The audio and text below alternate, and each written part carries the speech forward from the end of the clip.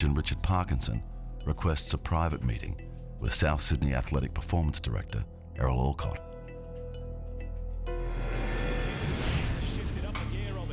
Football striker Archie Thompson takes a knock on the foot in a regulation tackle.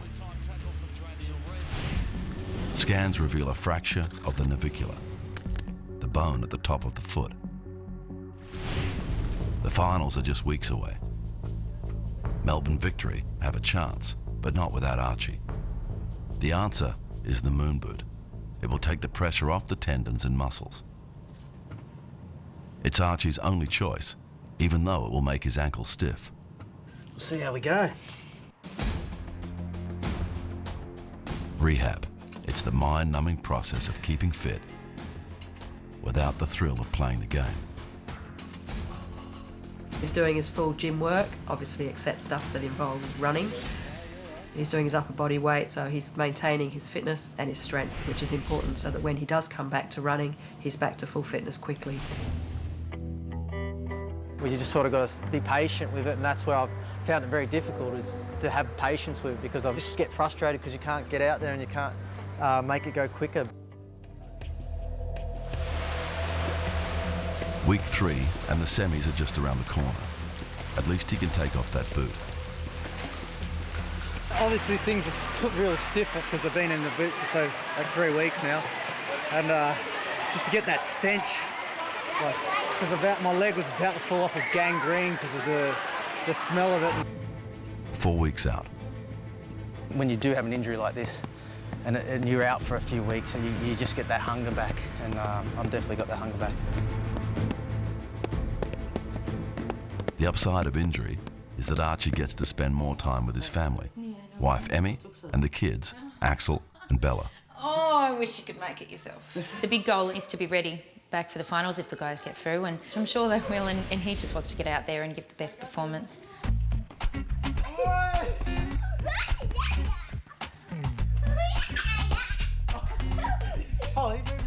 With the semis at the end of the week, this is the closest he's come to a game of football. Well, hopefully the foot's healed okay and I've had no problems, so I'll be ready for the big match on Sunday. One last training run, a chance to impress coach Ernie Merrick. But will Archie's foot pass the test?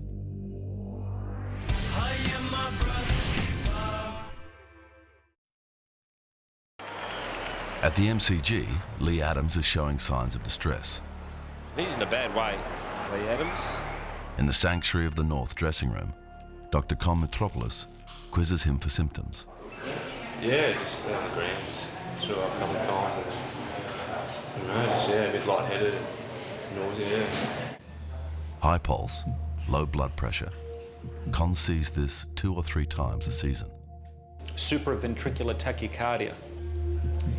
Bit of dehydration, extreme effort after effort after effort. They push, push, push, and then they come off and they look like a grey ghost, and you know that they've flipped into a rhythm. Stuck at 182 beats per minute, Lee's heart is beating so fast it doesn't suck in enough blood to keep his circulation strong. And it won't slow down. I'm a bit more nervous now, but yeah. Over at Sydney Mater Hospital, Emily Barnier's operation is a family affair. Her mother is also gowning up because she's donating her hamstring tendon so that Emily's dream can come true. I wish it wasn't happening to your child, but she'll be fine. Just done 9,999. The speedo's just about to tick over. The advantage of using a parent is that they're willing to do it, as any of us would who are parents would give anything for our children. Particularly in the high-level sportsmen, where the achievement of your children is paramount. With mum and daughter in adjoining theatres, surgeon Leo Pincheski first takes a tendon from mum Lisa. We'll cut through the skin and the fat. We'll create a little space. Lisa's hamstring tendon will then be sewn into daughter Emily's knee to replace the AC ligament. This is what's going to go into Emily. From here up, we'll go into her femur, the thigh bone, This will be the piece of the ligament that will act as the ligament inside the joint, and this bottom piece will be in her tibia bone. Now I'm going to transfer this to the next theatre for Emily. With a healthy hammy ligament from Mum, it's now Emily's turn to go under the knife. They've barely begun, and there's a new problem. Not looking happy, is it? First training for Archie Thompson since breaking his foot 4 weeks ago. The semi is 2 short days away. Coach Ernie Merrick is on hand to see if his star striker is ready to play.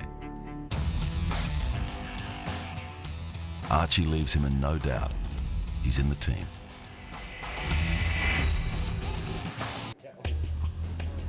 Game day. It's a bit nerve-wracking, obviously, because I haven't done really anything properly on it for 5 weeks. Welcome return for Archie Thompson. The game is a must-win for Melbourne Victory. As usual, Thompson is singled out for special treatment. Thompson riding one challenge. The question now, not whether he'll win the game, but whether he'll last. Dr. Leo now sets about rebuilding Emily's knee. And so the aim is to stabilise the joint so that that abnormal dislocation doesn't occur. Out in the waiting room, anxious husband and dad Luke.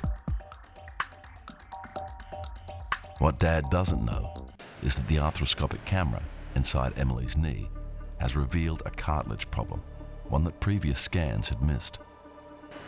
Not looking happy, is it? Nah.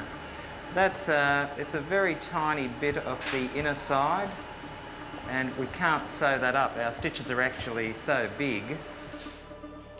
The tear is impossible to repair, so they will have to trim it back. The damage is clear. That's a piece of her inside cartilage which we didn't sew up. So with the cartilage work done, we can now turn our attention to that ruptured anterior cruciate ligament which lives in the centre of the knee. This is a very common injury in netballers. All through the bone. That's the graft as we have prepared it. The team insert the donor ligament. It will be held in place with screws. The whole operation takes less than 1 hour. Emily recovers by Mum's bed to wait for the anaesthetic to wear off. Then the big questions. Has the operation been a success?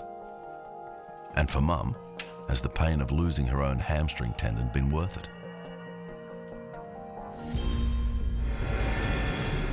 It's now a year and 2 operations since Ben Ross last played footy.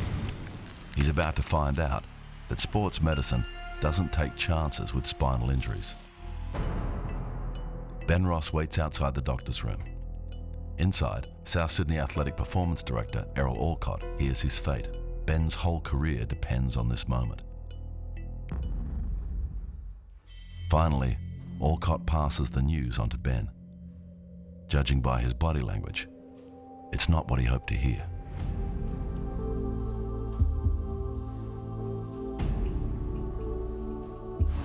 I build myself up every time because I'm thinking, God, I'm actually going to play this weekend, and man, it shows I must love footy because I'm still putting up with it. I could go lead a normal life now and forget about football, but it's something I don't want to do. Yeah, it's just killing me. No question, this man has been through hell. Most players would have walked away from the game long ago. Yeah, I don't really want to talk. Sweet. Has Ben Ross finally reached that point?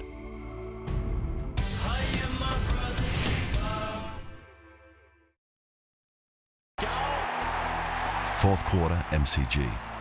Lee Adams' heart is stuck on 182 beats a minute. Yeah, he's in a bad way. If Lee's heart doesn't drop below 100, he'll have to go to hospital. Luckily, by the time they get him back under the grandstand, it has dropped below the 100 mark. Still up at about 84. For most people, 84 beats per minute's not far from a normal resting rate. For an athlete like Lee, it's still too high.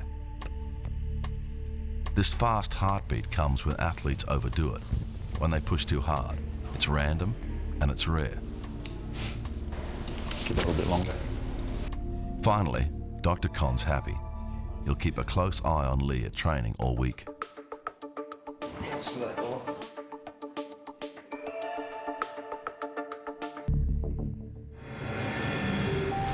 My daughter's the lucky girl. Lisa Barnier sacrificed her own hamstring tendon to give daughter Emily a shot at her dream, playing netball for Australia. It's taken months of intensive physiotherapy. Yeah, and now you can sort of go there. So that's heaps better. But now is the moment of truth. I'll be pretty devastated if I don't make the start of the season for netball, but at the same time, I want to do what's best for my knee and not rush back too soon. So it has full movement, including the full straightening of the joint. One final checkup with Dr. Pincheski. Amazingly, Emily's gone from this to this. Well, at this stage, the graft is taken. We repaired your cartilage, and that has healed perfectly as well. And at this stage, you can start going back to sporting activity with a view to returning to full level competition next year. The smile says it all.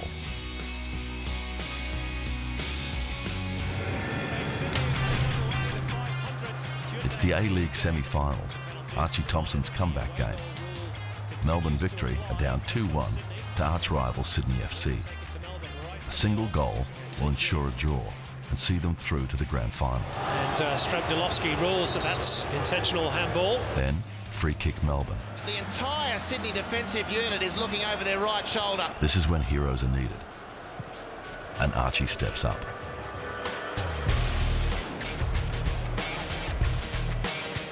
Archie Thompson has buried it, and is that the goal that sends Melbourne victory into the grand final at Sydney's expense?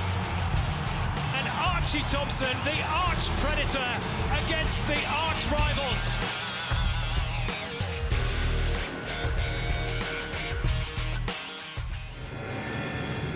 Season 2010. South Sydney have one game left. This is Ben Ross's last chance to play. Mate, how you doing? Benjamin, come here. How you going? Good. How are you? Here's the CT scan that you've just had done. Yes. The bone's grown in beautifully. It looks absolutely rock solid. So on that basis, I'm happy for you to return to play. So finally, 20 months after being told he was lucky to even walk, this big man of rugby league is back in the game. You can play. Beautiful. Okay, it's all good. That's all I wanted to say. Good luck. Thank you. I'm sure you will. Finally, good news. Thank you very much, Ed. I appreciate everything you've done. On the bench is J-Lo, McPherson, Tyrrell and Simpson. Coach John Lang announces the team for the season's final game. Ben Ross is left out. I love playing. It's the most addictive thing you can ever have. It kills me not to be playing. It's just magic. It's taken by Ross. I think that's what's kept me alive. I go to training and I see that bond I have with the boys and I just want to get back into it. It's not a priority for me, football. It's about us being together, healthy and happy. Having kids. And he wants kids. I am my brother's keeper. Holding strong, you know that we stand, divided we fall. Together we belong. I am my brother's keeper. I am my brother's keeper. I am my brother's keeper. I am my brother's keeper. I am my brother's keeper. And this is Damage Control. Australians are obsessed with sport.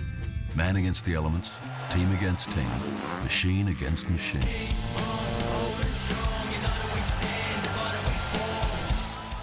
But what happens when critical mass is met? Rugby League international Isaac Luke's dream turns to tears. Kyle Reamer's thumb gets a little help from a hamster. It's a genetically engineered material. Skilled surgeons use basic tools to fix a cricketer's shoulder. Woodworkers would be familiar with most of these tools. This is the human face of professional sports injury. This is damage control.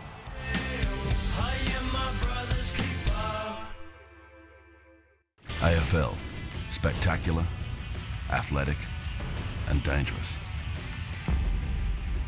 Possession of the ball is everything. These are the moments of maximum damage. In the dressing rooms, some final drills settle the nerves. The game is minutes away. All fear is left in here. Cunnington. 19-year-old Ben Cunnington. It's his first season for North Melbourne. A row on them where I was up. Good play there. Young Cunnington, is it? In a matter of minutes, he's going to learn. He's not playing junior football anymore. Welcome to first grade.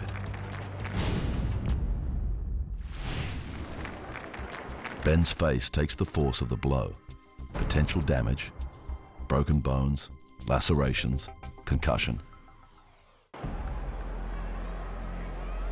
From this moment on, North Doctor Con Metropolis has to balance two conflicting notions. Looks like he's got a nice split above his nose. Protecting Ben's broken face, but send him back into the fray. You can't have these guys breaking down. The worst thing is to have a guy out there on game day coming undone, so you're one man down on the bench. Just relax, I'm just going to push you back in place, okay? Excellent. If you're one man down, you can pretty much cross the game off. It's a calculated risk to get a broken player back out there. But Ben wouldn't have it any other way. Do we get the goal? No, do we? Yep. Can't go back out. Yeah, you'll go back out. It's just a matter of getting you all cleaned up first, okay? Well, so far so good. All right. Sweet, thank you. Okay, let's hope that stays on. Game day, South Sydney and Canberra. Luke puts the left foot step on, and here he just gets down low. NRL player Isaac Luke is shaping up as South Sydney's most valuable asset. He's the player who sets the team in motion and keeps them moving forward. Off-field, training is the rehearsal. Sweat and effort, pushing bodies, building skills. It gets close to the real thing. But at training, the big hits and clashes crowds love on the weekend are less obvious. But as Isaac Luke discovers, just as devastating. No, the other one, stretch band. Hold that side and go up. In a freak accident, Luke dislocated his shoulder while playing a non-contact activity, touch football. Putting it back will hurt. Director of Athletic Performance, Errol Orthoclinic, has done this hundreds of times. The shoulder ball has been wrenched out of its socket, usually resulting in cartilage damage along the way.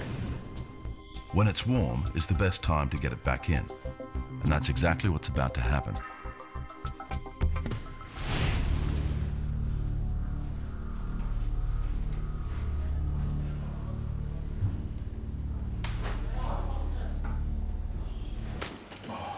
There you go. Okay. Take a breath. Back in, is it? Yeah. Get up. Back this week. Yeah, back this week. It's the spirit. Team coach John Lang gets the news. His star player is out. If surgery is required, Isaac Luke might just have blown the best season of his life. Across town, Corinne Hall is at training. She's up for selection in the New South Wales Breakers. Cricket's pretty much been my life since I was about 7. It's a different sport, but like Isaac Luke, she's about to have a good reason to remember a game of touch footy. Corinne's dreams are about to horribly unravel. At the end of training, the girls decide to have a fun touch footy game to wind down. Corinne trips and smashes her clavicle, the collarbone. I went to score a try and I tripped. I had the ball in my hands and I didn't have anything to brace my fall. Yeah, it's just unlucky. But unlike Isaac Luke, who has a wait-and-see injury, Corinne has no choice. It's straight to hospital. 24 hours later, her family has rushed from country New South Wales to be by her side. It's hard to sort of actually accept at the moment, but I've got a good, strong family around me and they're really pulling me through. For any parent, this is a horrible moment. Their daughter's sporting future is on the line. So, it's surgery on her shattered shoulder. The trouble is, it's her bowling arm. Will the surgeons be able to fix her, or is it career over? Anzac Day at the MCG. More than 70,000 fans have packed in for the annual derby between Essendon and Collingwood. Outside of the finals, it's the biggest day in the football calendar. For the Bombers' Kyle Reimers, a chance to show off his stuff to a capacity crowd. The crowd couldn't miss his trademark fluoro boots. But few would have seen this small incident late in the game. Went in for a normal tackle, chasing someone, and threw my arm out too wide, and my thumb came like perfect contact with his forearm. The thumb bone, the metacarpal, snapped in two. And straight away I knew something was up. He was right, but Kyle Reimers had no idea just how unusual his treatment would be.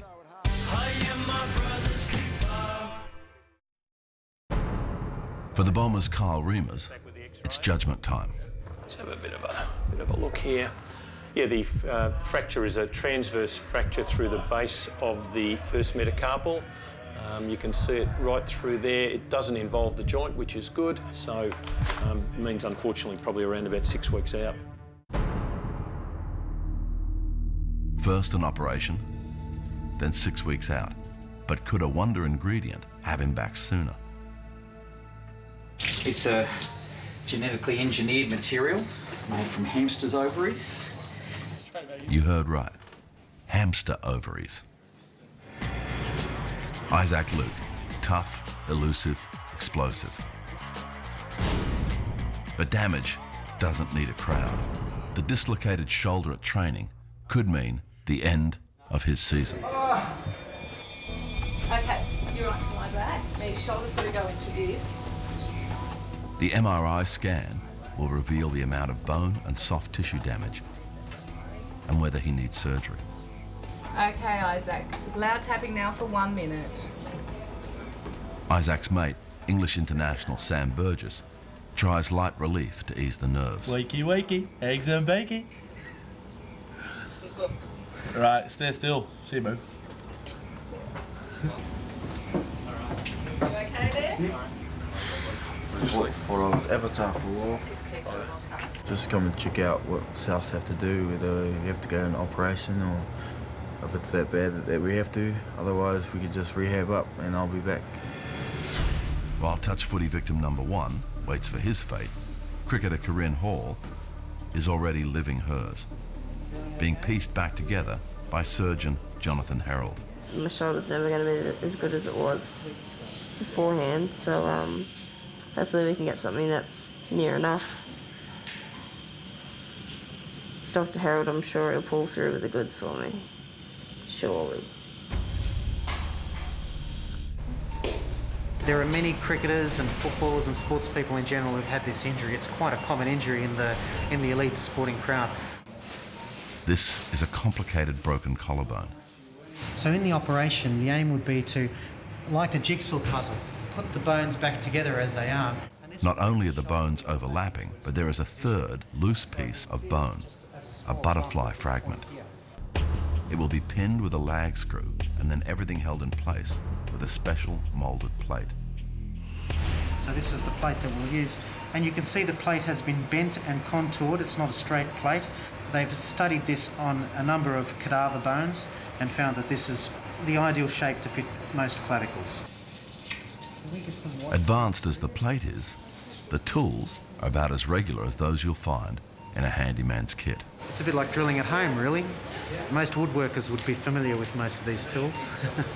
You'd probably get most of them from a Bunnings warehouse, I'd say. Put the drill guide on the bone. It'll take an hour to fit the hardware. Now we just need to put some screws in. So here's the screw itself. You can see it's being put into the, screwed into the bone, just like you'd screw into a plank of wood. I'm sure there's a lot of handymen out there saying, I could be doing this. You can see here now the clavicle's been put back together quite well. Held it all together and we've got a plate that's holding it together quite firmly. At the end, surgical handyman Dr. Herald adds a nice touch to send Corinne into rehab. You know, that's a little cricket ball. She can practice cricket even while she's while her arm is in a sling.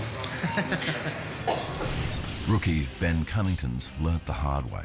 Damage control is often painful and immediate. Just relax, I'm just going to push it back in place, okay? Try to keep the tape on. To put an elite athlete, or a thoroughbred as I call them, out on the ground and get it wrong could be absolutely devastating for them and for the team. So there's a fine line between being conservative and a high-risk decision, and somewhere in there you've got to find that balance. You can just see him coming out from the rooms here now. Now he's got the old flat nose happening now.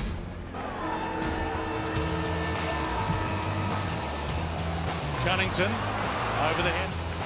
Cunnington almost threw that away, did throw it away. Half-time.